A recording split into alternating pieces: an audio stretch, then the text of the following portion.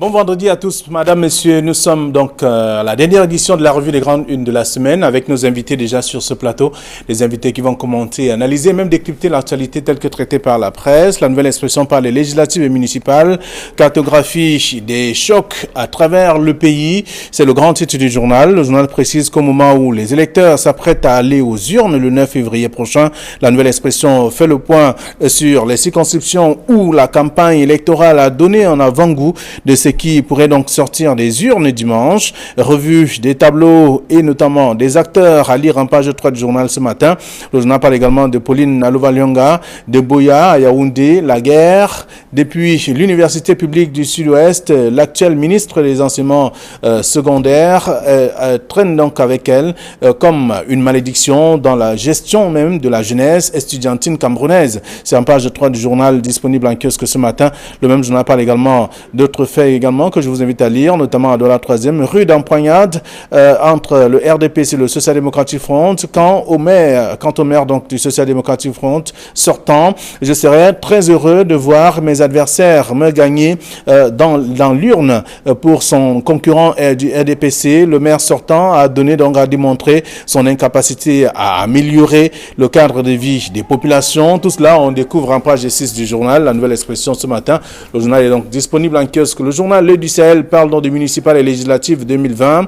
2,2 millions d'électeurs attendus aux urnes dans le septentrion. C'est le journal qui propose cette actualité en page 5. Et on parle également de Guidigis ou Modeste Mopa. La touche gagnante du RDPC, c'est ce que le journal dit en page 9. Le journal parle également du coronavirus. L'étudiant camerounais contaminé est guéri, c'est en page 11. Et à l'extrême nord, Kavaïgué Dibril, invisible pendant la campagne. Le journal le dit également en page 9 ce matin. Le journal parle également du Mayo Moscota où Manaouda Malachi reconforte donc les victimes de Boko Haram. C'est en page 11 du journal disponible en kiosque ce matin. Toujours en kiosque aussi, on va retrouver le journal Cameroun Tribune qui parle des législatives et municipales 2020 aux urnes dimanche. C'est ce que le journal nous propose. Le journal fait savoir que les Camerounais sont appelés à élire donc le 9 février prochain les 180 députés à l'Assemblée nationale et les conseillers municipaux des 360 communes du pays. Du côté des partis politiques, on jette donc les dernières forces donc dans la campagne électorale qui prend fin demain soir. C'est le journal qui propose donc l'actualité également ce matin. Il y a d'autres informations à lire dans Cameroun Tribune que je vous invite à découvrir si vous faites un tour en kiosque. Le journal Émergence parle de stratégie que recherche Camto en Occident. C'est la question que se pose le journal. Rencontre avec les décideurs et les corporations professionnelles. Il semble tisser donc une toile.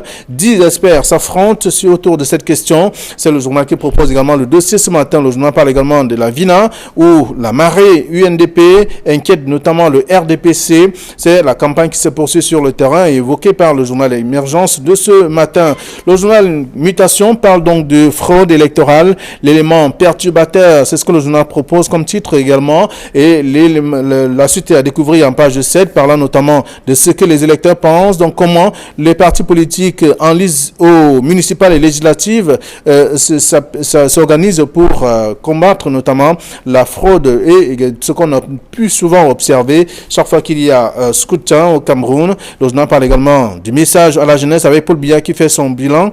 C'est à lire aussi dans le même journal Mutation de ce matin. Le journal Économie au quotidien parle justement de l'alerte. L'Organisation mondiale de la santé demande plus de 402 milliards de francs CFA pour éradiquer le coronavirus. C'est le dossier à découvrir dans le journal et d'autres informations à lire dans le numéro disponible en kiosque ce matin, tout comme le quotidien Le Jour qui parle de sida, alcool, violence, chômage, jeunes sans avenir. C'est le journal qui le dit également, parlant notamment de la fête de la jeunesse. Que dira le chef de l'État aux jeunes le 10 au soir? C'est la question. Tout le dossier à découvrir dans le quotidien Le Jour de ce matin.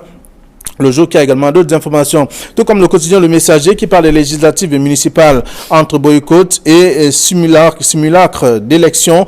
C'est une question avec notamment déjà assuré donc une large et écrasante victoire au soir du 9 février prochain. Le RDPC a donc du mal à dominer d'autres partis politiques, notamment le Social Democratic Front, dans ses différents bastions. C'est le journal qui propose dans le dossier ce matin. C'est la grande une à lire et à faire lire aussi. Voilà ce que la presse nous propose ce vendredi. Georges Semé, bonjour et bienvenue. Merci, bonjour à vous Flavien Dongo, bonjour à tous ceux qui nous regardent ce matin.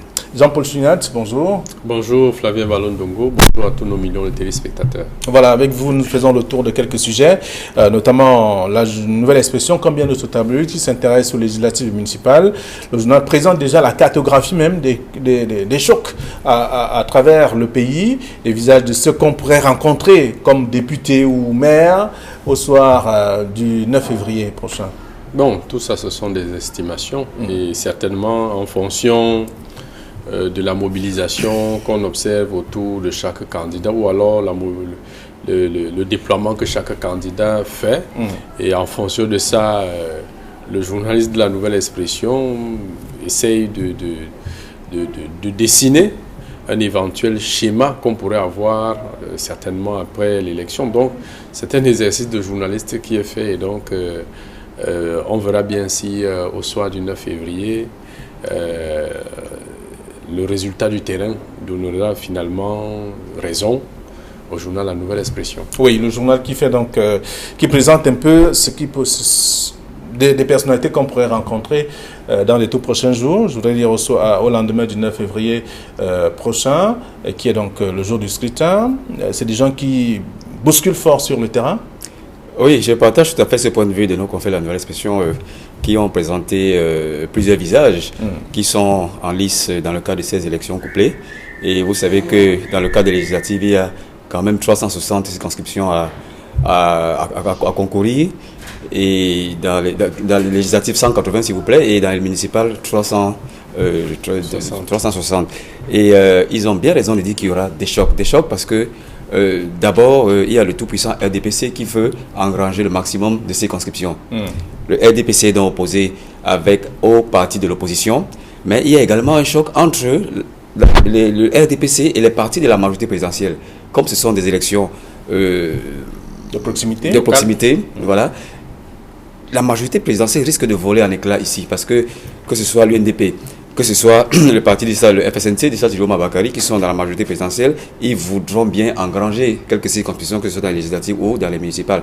Mais il y aura également une bataille de choc au sein même de l'opposition, parce que vous savez, le MRC ne participe pas à cette élection et on est dans une guerre de positionnement sur qui, entre le PCRN et le SDF, sera la deuxième force politique dans le cadre au sortir de ces élections législatives. Donc, je crois que le titre de nos confrères de La Nouvelle Expression explique exactement ce qui va se produire au-delà, au sortir de cette élection. Et je crois qu'il y aura des chocs de personnes, des chocs de partis politiques, mais également des chocs de leadership entre ces partis politiques qui veulent effectivement engranger quelques circonscriptions. Mais je crois que la cartographie politique sera redessinée au soir de ces deux élections. Très bien.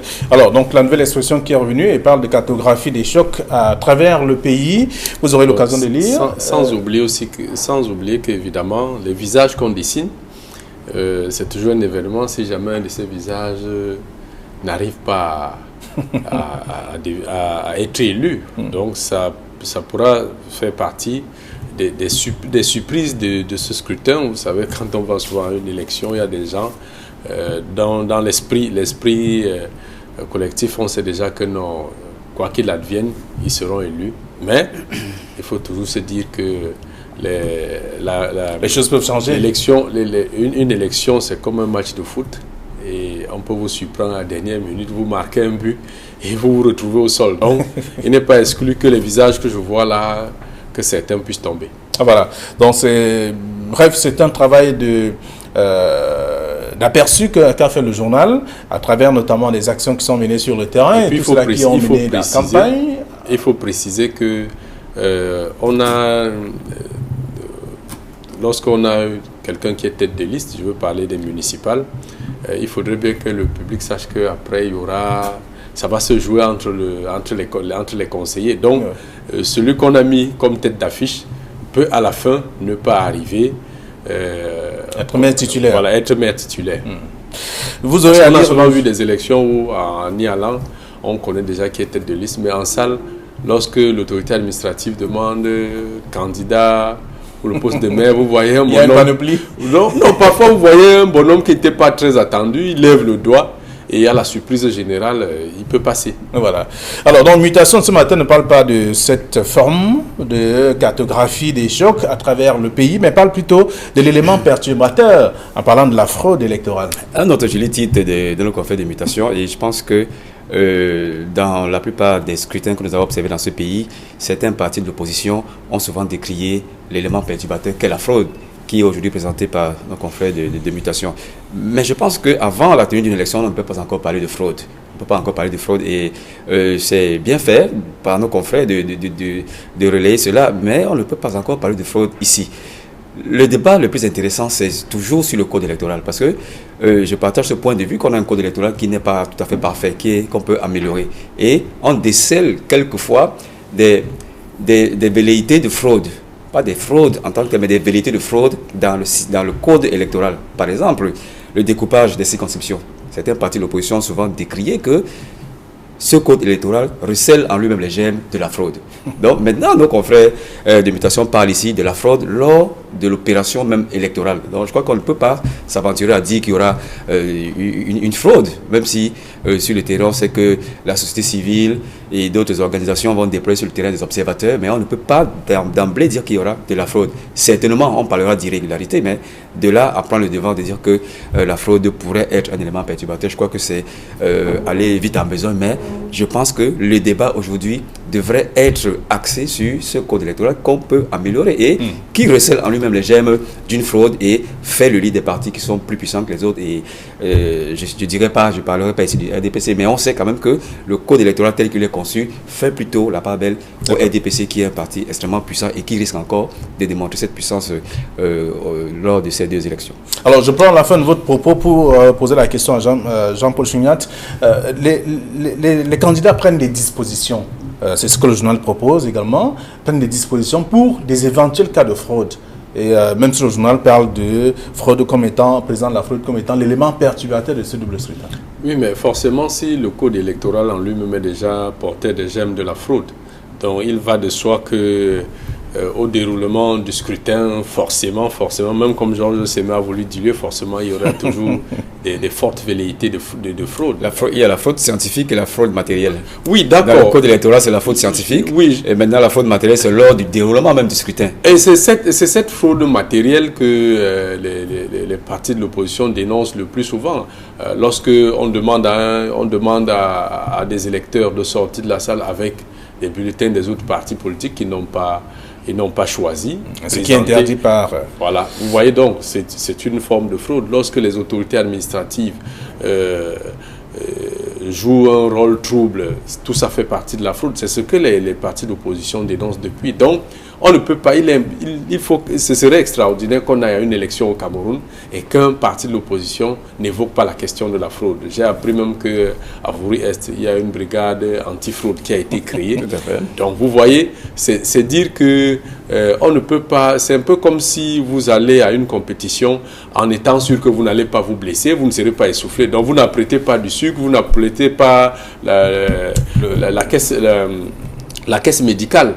Donc, c'est pour dire que les partis d'opposition, parmi eux, il y a beaucoup d'hommes politiques qui sont des routiniers de l'activité politique. Donc, il faut quand même se préparer.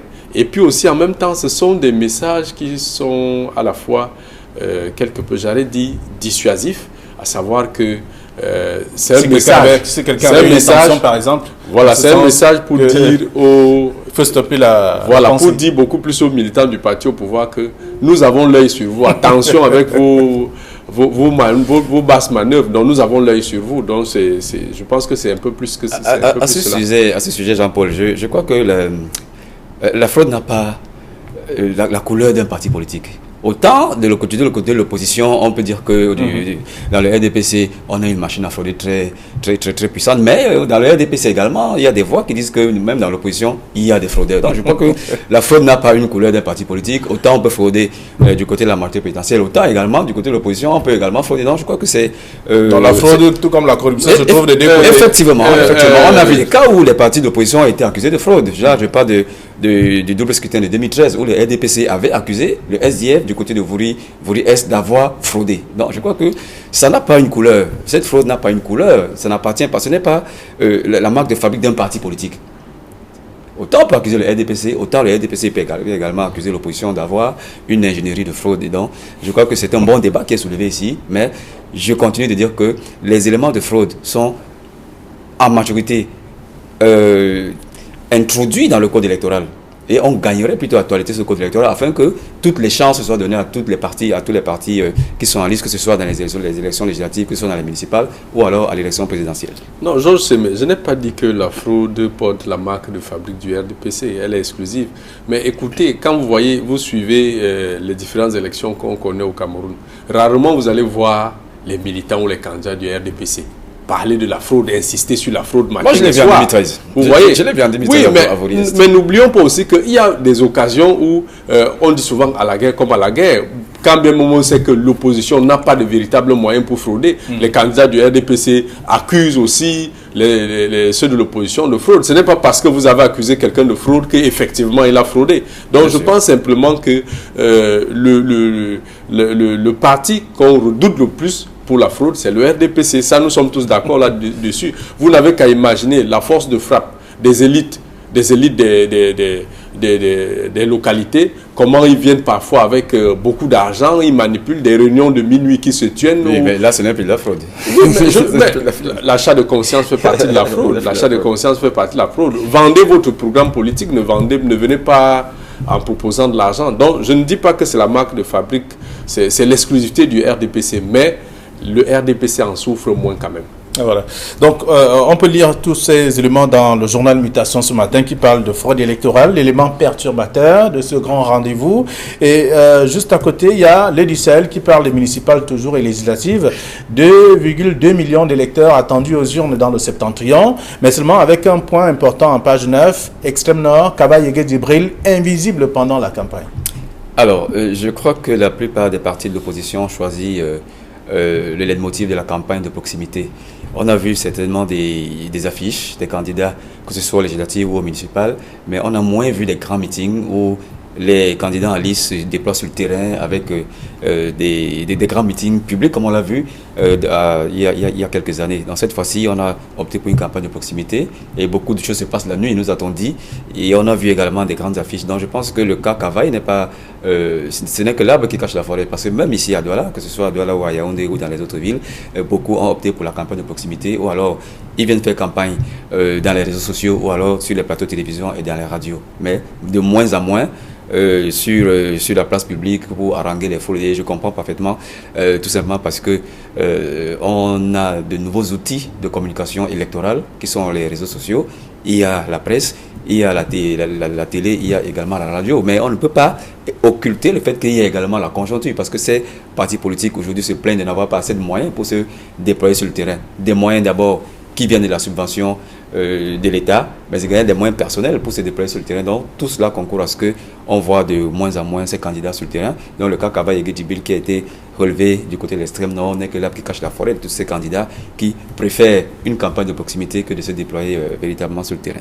Alors, Jean-Paul Chignat, à côté de ce que le journal L'Œil du Sahel propose, il y a une vidéo d'ailleurs qui circule sur les réseaux sociaux présentant un peu Kaba-Yegué-Djibril chassé par les jeunes dans certaines localités. Après tout ce qu'il a pu faire lors du processus d'inscription, d'investiture en tout cas, lors de la constitution des listes pour les législatives municipales. Non, peut-être que ce qui se passe, si jamais Kaba-Yegué-Djibril est chassé par les jeunes, ça ne peut pas être nouveau. Rappelez-vous, à une réunion tenue à Maroua, même les élites RDPC de l'extrême nord avaient dit au président de l'Assemblée nationale. Le moment est venu de dire la vérité. Tout à fait, voilà. tout à fait. Donc si vous voyez déjà les camarades, les frères et camarades du parti le dit au président de l'Assemblée nationale. Donc imaginez la jeunesse qui est quelque peu, qui est devenue des véritables laissés pour compte. Donc le président de l'Assemblée nationale peut décider d'évoluer en solo, de peur d'être repéré et pourchassé par des jeunes. Vous savez qu'en période de campagne électorale, ça peut aller dans tous les sens. Donc, et puis il n'a même pas à trop se gêner, puisqu'il est sûr que forcément... c'est acquis. Il va remplir. Oui, il va remplir, c'est un acquis. Donc, il n'a pas besoin de trop se déployer sur le terrain. Et puis, il y a aussi l'âge. Il n'est pas un jeune homme qui va parcourir toute la ville de Maro, ou bien toute la localité de l'extrême nord. Donc, je pense qu'il y a des jeunes loups. Il y a certainement une grande cour pour lui qui fait tout ce travail. Donc, lui-même en tant que candidat, on n'a pas grand besoin de le voir trop présent. Même comme la presse, quand Kava Yegué Djibril, s'il est trop présent, on dira que vraiment Kava Yegué Djibril, il est omniprésent. Maintenant qu'il choisit de ne pas être là, ça fait encore un problème. Mais bon, dans tous les cas, il faut être là, c'est un candidat, on voudrait le voir. Qu'est-ce qu'il apporte de nouveau? Laissez les électeurs, chacun devrait faire son bilan. Laissez les électeurs le réclamer. Donc, si les électeurs, une partie de l'électorat le chasse et que à la fin, il sera élu, bon, peut-être que ça rejoindra les moyens dont Georges Sémé parlait tout à l'heure. Dans le titre de mutation plutôt. Alors donc, Extrême Nord, Kava Yegué Djibril, invisible pendant la campagne, c'est en page 9 de l'Œil du Sahel, qui rappelle quand même qu'il y a pratiquement plus de 2 millions d'électeurs qui sont attendus aux urnes dans le septentrion. D'autres informations aussi, et le journal présente quelques jeunes, notamment le ministre de la Santé publique et le directeur général des impôts, qui sont des jeunes qui mobilisent davantage sur le terrain, dans le septentrion toujours. On peut lire tout ça dans le journal en page 9 et le journal le quotidien le jour de ce matin. 2,2 millions d'électeurs attendus aux urnes. Moi, je pense que là, il y a un défi de participation. 2,2 millions d'électeurs attendus. Nous verrons si le 9 février, le soir du 9 février, on aura au moins ces électeurs attendus, on aura au moins un bon taux de participation. Donc, une chose est d'être inscrit, d'avoir sa carte, l'autre est de sortir de chez soi et aller voter. Et voilà. Donc, ce matin, le quotidien Le Jour parle plutôt de sida, alcool, violence, chômage, jeunes sans avenir, avec une image de jeunes, de filles qui escaladent les murs des établissements. C'est un sujet très actuel et nos confrères de Le Jour ont bien fait de le souligner, certainement en rapport avec la fête de la jeunesse qui se célèbre dans quelques jours. Mais je crois que c'est un sujet opportun parce qu'on a eu beaucoup de faits où les jeunes ont été impliqués dans les établissements scolaires ou alors dans les quartiers ou simplement dans la rue. Et ça devrait nous interpeller, nous les journalistes, mais ça devrait également interpeller l'État, les parents et toute la communauté qui se soucie de la jeunesse. Donc, l'occasion de la célébration de cette fête de la jeunesse devrait nous rappeler que cette jeunesse, effectivement, s'interroge sur beaucoup de points. On ne peut pas dire que c'est une jeunesse sans avenir, mais on dit que on peut peut-être dire qu'il y a parmi les jeunes une jeunesse irresponsable. Tel qu'on voit comment ça se passe dans les établissements scolaires, tel qu'on voit comment ça se passe dans les quartiers, tel qu'on le voit dans les familles, on a le droit de s'inquiéter quand même sur la responsabilité individuelle de notre jeunesse. Et il appartient à cette jeunesse, à cette occasion de la célébration de la fête de la jeunesse, de se remettre un tout petit peu en question. Mais il faudra qu'il soit accompagné par la société, qu'il soit accompagné d'abord par le tissu familial, mais également, surtout, par l'État qui devrait quand même mettre tous les moyens, tous les outils pour l'encadrer. Ça nous permettrait d'éviter les drames, comme on l'a vu, par exemple, au lycée de Colbison, où un élève est allé en porte-à-faux avec son professeur. Ça nous permettra d'éviter ces drames qu'on observe dans les hôpitaux où il y a des jeunes filles qui accouchent à un âge complètement discutable. Ça va nous éviter des confrontations entre les parents à la maison où il y a un déficit de contrôle parental. Donc l'État est là pour encadrer tout cela et la célébration de cette fête de la jeunesse devrait nous interpeller sur la condition même de notre jeunesse d'aujourd'hui. Alors, c'est le quotidien Le Jour qui rappelle quand même quelques faits. Après tout ce qu'on a pu observer ces derniers temps dans les établissements scolaires, on voit bien cette image proposée par le journal des jeunes filles qui escaladent les murs des établissements scolaires. On parle plutôt du sida, du VIH et l'alcool et autres. Qui intéresse davantage les jeunes aujourd'hui? Oui, il faut le relever pour déplorer le fait que nous sommes en période de campagne électorale et que la campagne coïncide avec la semaine de la jeunesse. À ma connaissance, je n'ai pas entendu un candidat faire allusion à la jeunesse. Je n'ai pas entendu un candidat parler de conscientiser la jeunesse, de les sensibiliser sur les méfaits de l'alcoolisme ou du VIH-Sida. Tout le monde est je vais donner l'eau, je vais donner les routes, je vais faire ceci, je vais faire ceci. Vous voyez? Quelques-uns ont dit qu'ils vont trouver l'emploi aux jeunes. Oui, mais ça, quelques-uns, ils le disent, ils n'ont pas les moyens de trouver véritablement l'emploi de façon qui puisse résorber le problème du chômage de façon significative.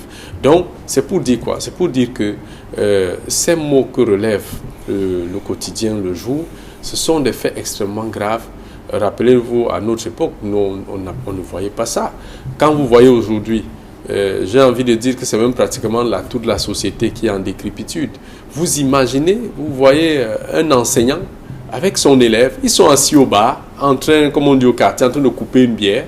Vous voyez un enseignant, c'est un élève qui sont en boîte en train de danser. Oui. L'élève est un peu ce qu'on appelle au quartier le son 10, c'est lui qui va lui chercher des copines. Donc vous voyez, ça c'est des choses qui étaient inimaginables bien avant. Généralement, lorsque vous voyez votre enseignant, ce que vous aviez à faire, c'était de fuir.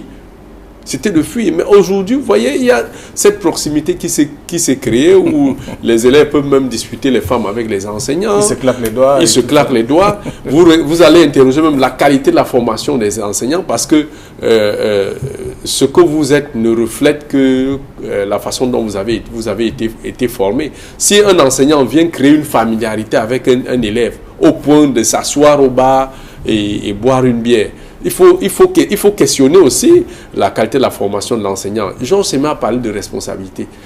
Si vous accouchez un jeune, votre enfant, vous le laissez dans la rue, il ne recevra que l'éducation de la rue. Comment vous allez parler de responsabilité à quelqu'un qui a grandi dans la rue? Donc je pense qu'aujourd'hui, notre jeunesse a un sérieux problème et je ne sais pas comment on va faire pour résoudre ça. Parce que... non, il y a tout un département ministériel en charge. Oui, non, laissez le département. On aurait dû empêcher ça. On aurait dû empêcher ça. Simplement que le département ministériel, avec toutes ces solutions, arrive comme... c'est-à-dire que, comme on dit, le mal est déjà profond et le département ministériel vient avec des solutions pour essayer d'édulcorer le mal. Donc, nous en sommes là. Vous ne pouvez pas... Comment vous pouvez expliquer qu'un élève s'élève et poignarde à mort son enseignant? Est-ce que c'est faisable? Est-ce que c'est pensable? Donc, de la même manière qu'il a poignardé son enseignant, il peut poignarder son frère à la maison, il peut poignarder même son propre parent. Donc, tout ça n'est pas exclu. Donc, vous voyez, avec la consommation de drogue et tout ça qu'on a laissé passer, comme quelqu'un disait à Iseka, on connaît les filières des produits, des stupéfiants qui entrent dans la ville, les autorités sont au courant, mais on ne fait rien. Vous voyez? Donc, c'est pour dire que ne nous trompons pas nous-mêmes en croyant qu'en créant des ministères, en apportant des solutions palliatives, ça va résoudre le problème. Non, ça ne pourra pas résoudre.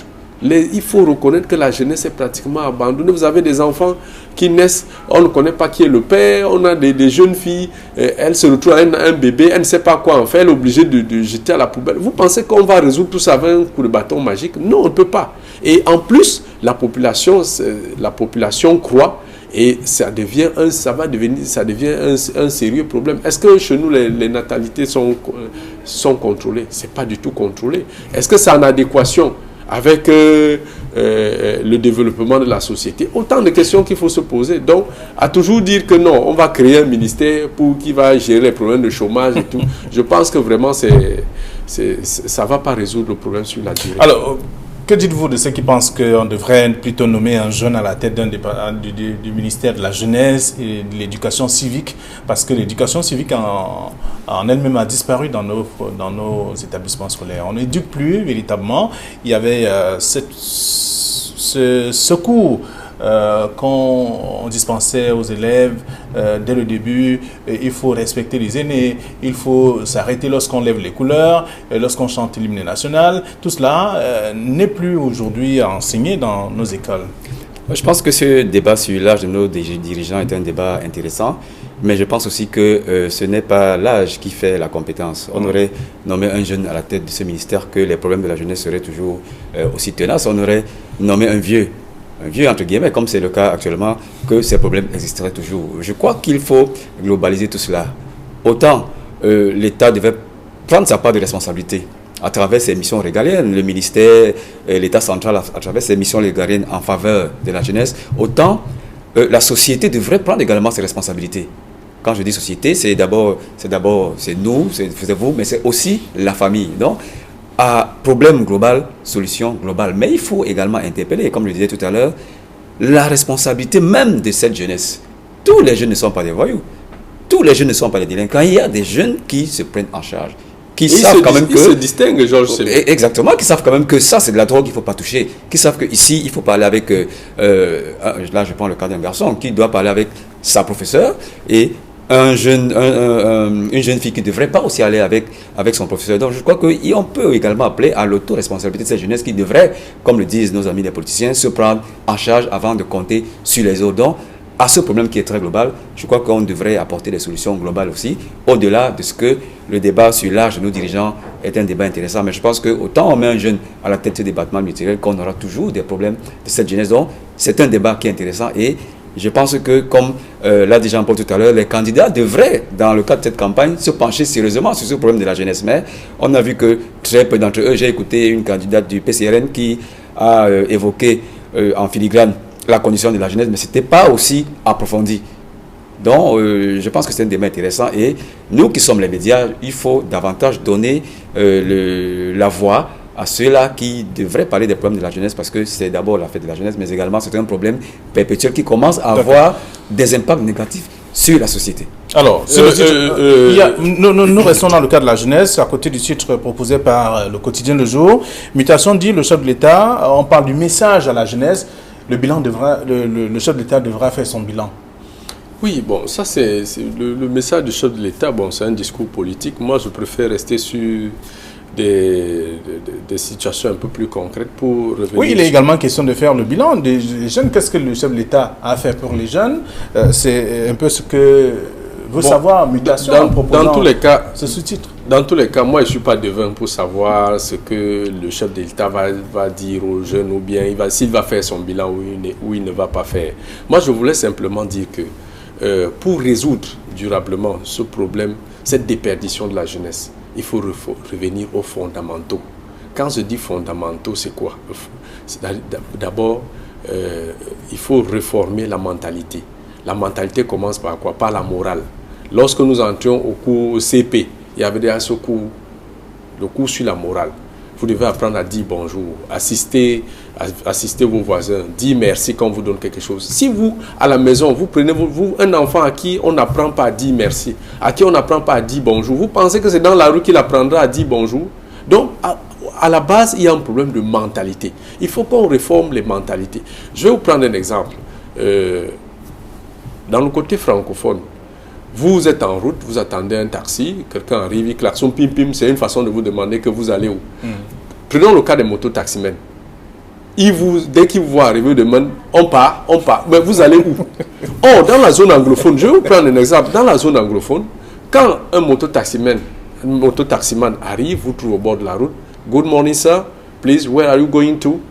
Est-ce que vous voyez un peu l'approche qui est différente? Donc c'est pour ça que je dis que c'est un problème de mentalité. Et de plus en plus, la mentalité francophone a un sérieux problème. Donc il faut qu'il y ait une refondation de nos mentalités en zone francophone. Au besoin, il faut même prendre la chicotte pour que les gens sachent, les gens aient peur, comment je vais dire, que les gens inculquent en eux la notion de courtoisie, la notion de respect des autres. C'est de là que tout part. Alors, quand vous imaginez qu'on a pris un enfant à l'école à Mora, que non.